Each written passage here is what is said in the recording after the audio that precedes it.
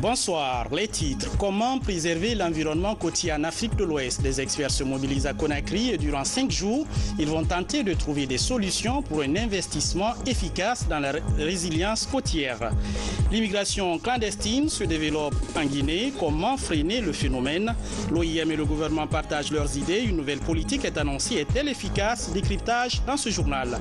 Dans le monde, l'actualité reste dominée par l'élection de Shinzo Abe. Le premier ministre conservateur a remporté une large victoire aux élections législatives. Il va atteindre le record de longévité pour un chef du gouvernement japonais. Bonsoir, bienvenue sur la télévision nationale. Tout de suite, ce message départ du président de la République à son Excellence, M. Antonio Guterres, secrétaire général de l'Organisation des Nations Unies. Monsieur le secrétaire général, la commémoration de la Journée des Nations Unies m'offre le plaisir de vous adresser au nom du peuple et du gouvernement guinéen, ainsi qu'à mon nom personnel, mes sincères et chaleureuses félicitations. Cette célébration, qui coïncide avec la 72e session de l'Assemblée générale des Nations unies, est une occasion idéale pour réaffirmer le rôle central et incontournable de cette grande organisation dans la préservation de la paix et de la sécurité internationale, ainsi que dans l'édification d'un monde plus juste et équitable, où les intérêts de tous les États membres, sans aucune distinction, doivent être pris en compte. Elle se tient également au moment où la communauté internationale, dans un élan de solidarité, est convenue sous votre clairvoyante direction à la mise en œuvre de son thème du potentiel dans la diversité consacré aux objectifs du développement durable.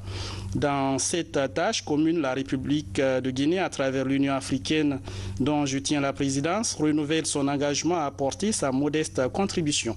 Veuillez agréer, Monsieur le secrétaire général, l'assurance renouvelée de ma haute considération, professeur Alpha Condé, président de la République, chef de l'État, président en exercice de l'Union africaine. Ce qui concentre l'attention ce soir, cette problématique sous-régionale qui préoccupe les environnementalistes du continent, l'avenir du milieu côtier, comment le protéger. Il est menacé selon des spécialistes alors qu'il possède des caractéristiques littorales uniques. À Conakry, la question est en débat. Un forum de 5 jours qui mobilise 7 pays du continent pour voir comment conserver pour les générations futures ce patrimoine commun. Ousmane Kamara nous en dit plus.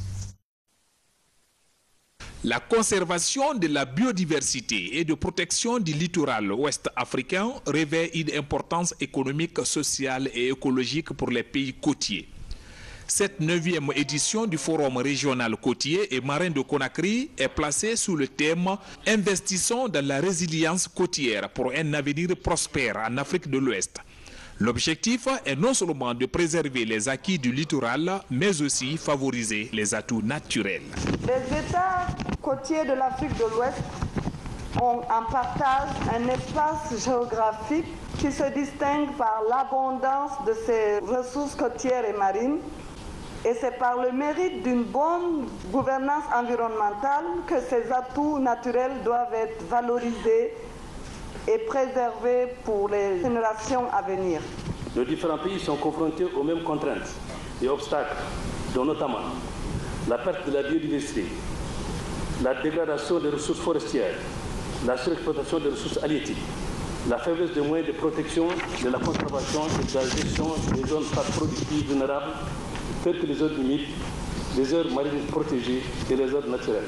Depuis la mise en place du PRCM, Programme régional pour la conservation des zones côtières et marines en Afrique de l'Ouest en 2003, c'est la 2e fois que la Guinée accueille les membres des pays côtiers après mai 2004. Nous éprouvons beaucoup de plaisir à être en Guinée, à venir découvrir le château d'eau de l'Afrique de l'Ouest et surtout à venir magnifier sa contribution au rayonnement du PRCM.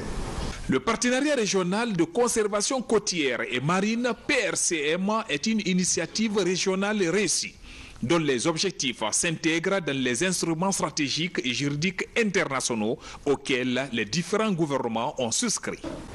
La Guinée est l'un des 34 points chauds de la biodiversité mondiale, reconnu par le Fonds mondial pour la nature et l'Union internationale de conservation de la nature.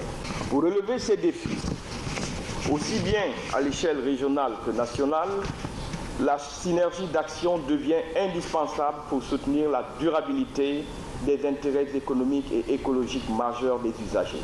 Le forum régional côtier et marin constitue une opportunité unique de dialogue à la fois entre les pays de la sous-région et entre les différents secteurs d'intervention sur l'évolution de la zone côtière et marine.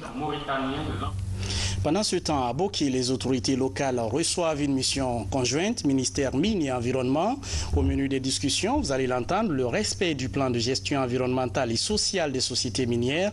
Les élus locaux, mais aussi les populations s'inquiètent de l'impact de l'activité minière sur l'environnement des zones d'exploitation. Comment promouvoir un plan de gestion environnementale au bénéfice des populations riveraines? Élément de réponse dans ce reportage de Sadou Bari, Valérie Talibané. Le sous-sol guinéen occupe le 5e rang mondial avec un quart des ressources bauxitiques. Un potentiel qui fait de lui le 2e exportateur mondial de bauxite. Aujourd'hui, avec les nombreuses exploitations minières, l'écosystème disparaît progressivement.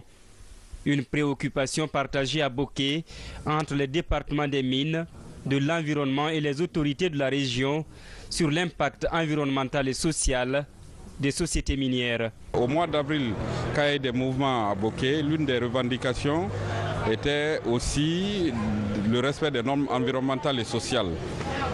Donc aujourd'hui, nous sommes venus, un cabinet a été recruté pour faire cette étude.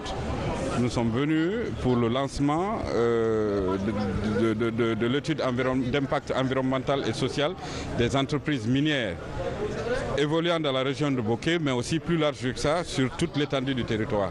Pour accroître la production minière et protéger l'écosystème dans les zones d'exploitation, une étude d'impact environnemental est engagée par les autorités.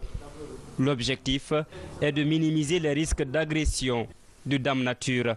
Ces études d'impact environnemental et social contiennent un volet extrêmement important appelé plan de gestion environnementale et sociale, et qui est un outil qui doit être mis en œuvre depuis l'installation du projet jusqu'à la fermeture du projet.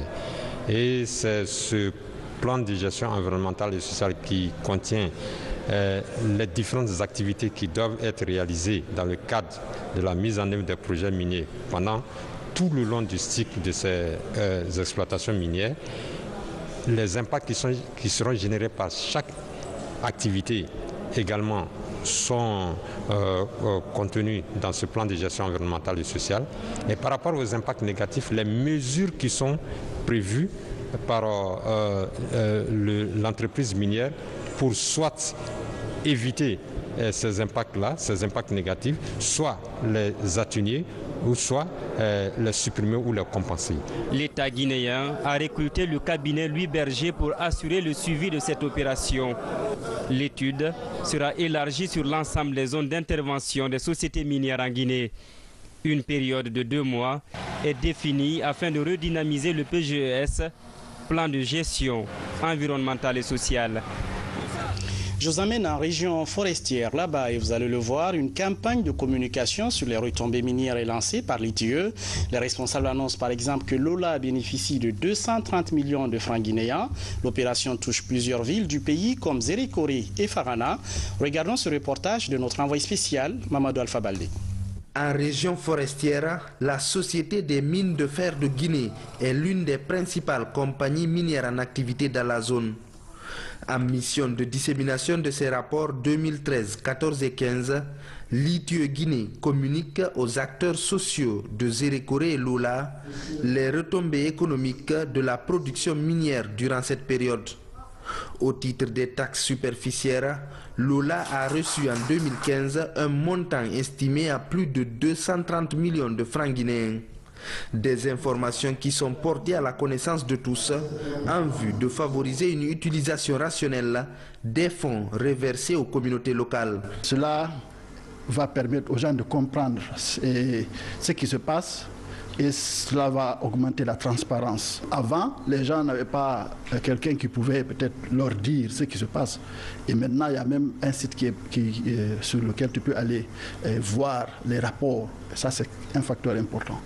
Ça a été payé aux collectivités et nous avons été informés que quand ces montants sont payés aux collectivités, ils doivent servir à quelque chose.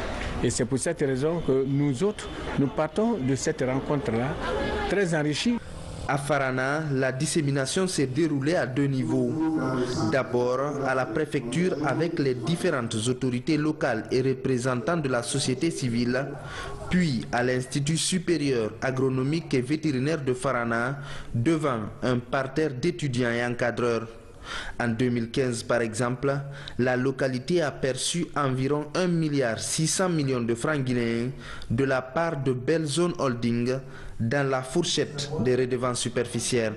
Et dans l'argent payé au niveau des collectivités, les 60% sont, comment on appelle ça, l'argent payé par les communautés, au niveau des communautés sont directement orientés vers les investissements.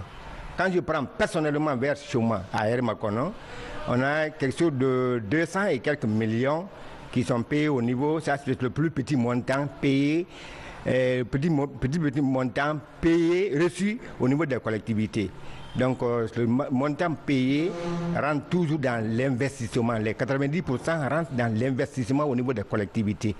Chaque fois que l'UTU avance, c'est une dynamique et nous allons avancer jusqu'à désagréger au niveau de toutes ces communes les différents paiements qui ont été effectués à travers les formulaires de déclaration. Avec cet engagement de promotion de la transparence porté par le gouvernement guinéen, l'exploitation minière pourrait servir encore plus au projet de développement à la base. Je vous l'annonçais en titre, c'est un phénomène mondial et le profil migratoire de la Guinée inquiète. En 2016, par exemple, environ 13 342 Guinéens sont arrivés sur le sol italien. Selon un rapport de l'OIM, comment freiner ces déplacements massifs et parfois clandestins? La question préoccupe la direction des Guinéens de l'étranger qui expérimente avec l'Organisation internationale pour les migrations une nouvelle stratégie. Qu'est-ce que c'est? Voyons tout cela avec Robert Bangoura, Mamadou Saluba. De plus en plus cité comme un grand pays de départ à l'immigration, la Guinée, à travers la direction des Guinéens de l'étranger, élabore avec l'OIM une stratégie pour freiner l'immigration clandestine. La synergie a donné naissance au projet de renforcement de la gouvernance des migrations et d'appui durable à l'intégration. Le projet marque ses premiers pas. L'OIM vient de rénover et équiper les locaux de la direction en charge de la gestion de la diaspora. L'idée, c'est de mettre en place un bureau d'orientation et d'accueil et de suivi des migrants retournés et aussi de la diaspora guinéenne. Parce qu'on sait qu'aujourd'hui, la migration a pris des tournures assez spéciales et qu'il faudrait essayer de résoudre ce problème d'une façon assez stratégique. Ces équipements vont combler le déficit en matériel et améliorer les conditions de travail du personnel de cette direction. Pour mieux gérer le flux migratoire, la direction des Guinéens de l'étranger va installer des antennes dans les lieux considérés comme points de départ et d'arrivée des migrants. Dans un futur proche, le bureau sera doté d'antennes délocalisées dans les lieux stratégiques comme l'aéroport de Conakry, les postes frontaliers, les zones de départ massif, les consulats à l'étranger. Je suis convaincu que tout ce processus contribuera à apporter des réponses adéquates aux préoccupations et aux attentes de la diaspora. Pour cette année, l'OIM a facilité le retour de plus de 1700 immigrés illégaux guinéens. L'institution travaille avec la direction des Guinéens de l'étranger pour impliquer ces anciens immigrés dans le développement socio-économique du pays et inciter les jeunes à se détourner de la route de l'inconnu. La coopération guinéo-turque s'intensifie et l'université de Sonfonia en profite bien puisque l'établissement reçoit un lot de matériel informatique destiné au laboratoire de recherche Société, Démocratie, Développement Durable. Francis Collier nous en dit plus. Un laboratoire de recherche Société, Démocratie, Développement Durable, l'ASODET. Il est équipé par l'agence turque de coopération et de coordination TICA. Ce nouveau laboratoire de recherche va fonctionner sur 4 axes, à savoir dynamique du milieu social et ses composantes, société et mutation démocratique, gouvernance et développement durable et renforcement des capacités en matière de recherche. Ce laboratoire nous permet aussi, par les recherches, de répondre à des questions très cruciales de notre pays, gérer nos différences par l'éclosion d'une nation assise sur des fondements démocratiques. Après la visite des 2 présidents, on a décidé de faire plusieurs projets, surtout dans le domaine de l'éducation. Dans quelques mois, on a réalisé notre projet, heureusement. Aujourd'hui, nous avons eu l'occasion de faire une cérémonie de remise. Pour les autorités de l'enseignement supérieur et de la recherche scientifique, ce geste ouvre davantage l'axe de coopération entre la Guinée et la Turquie. Nous avons 2 écoles doctorales actuellement pour compléter le cycle du LMD dans notre université, et ces 2 laboratoires doivent fonder, n'est-ce pas, leurs activités de recherche et de développement sur des laboratoires. Le LARGEDER est un outil de l'école doctorale de l'université de Sonfonia. Il servira à mieux qualifier les résultats de recherche des candidats au master et au doctorat. Il ne s'agit pas seulement d'inaugurer ou d'ouvrir, mais il s'agit d'accompagner. Il faut valoriser le laboratoire à travers vraiment la fréquentation, à travers les rencontres, les échanges entre les doctorants. Avec le laboratoire de recherche Société, démocratie et développement durable, les décideurs devraient désormais faire recours aux résultats de recherche pour trouver les solutions appropriées aux problèmes guinéens. C'est un combat quotidien des organisations de protection de la jeune fille, la lutte contre les mutilations génitales. Des améliorations sont constatées, mais la pratique reste courante dans les villes et petites villes du pays. La campagne se transporte dans les institutions d'enseignement public et privé. L'objectif des initiateurs est d'impliquer élèves et enseignants dans le combat contre les mutilations génitales féminines. Le point avec Abraham Christophe Conté, Bernard Tonguino. Dans les écoles et universités de Conakry, la campagne contre les mutilations génitales féminines est lancée. L'opération vise à forger les consciences des générations montantes autour des conséquences du phénomène.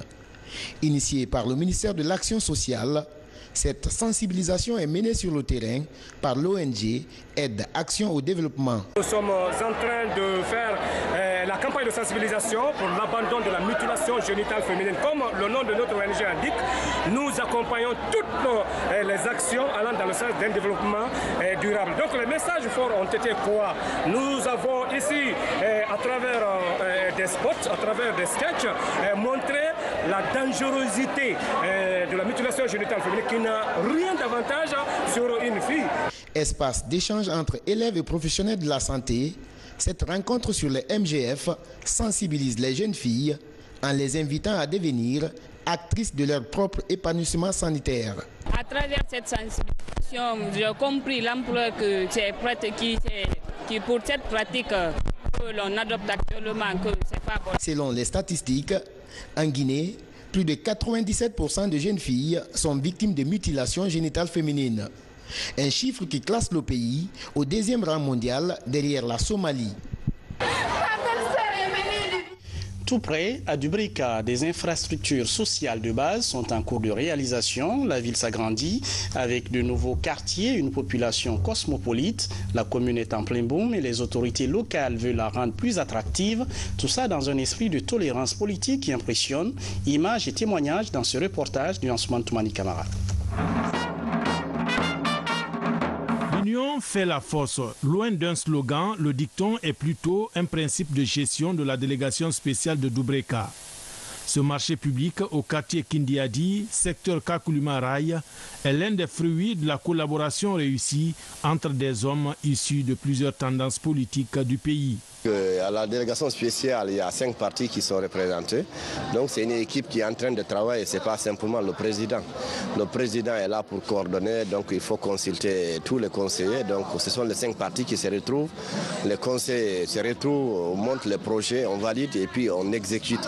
L'amélioration des conditions de vie des populations est l'une des priorités de la délégation spéciale de Dubreka. Les femmes du secteur Kakulimaraï sont parmi les bénéficiaires de cet engagement. C'est un grand soulagement pour nous les femmes de disposer d'un marché. Toutefois, beaucoup de choses nous manquent encore, comme les routes, les structures sanitaires et les écoles. Au total, 11 chantiers de marchés publics sont ouverts dans de nombreux nouveaux quartiers de Dubreka.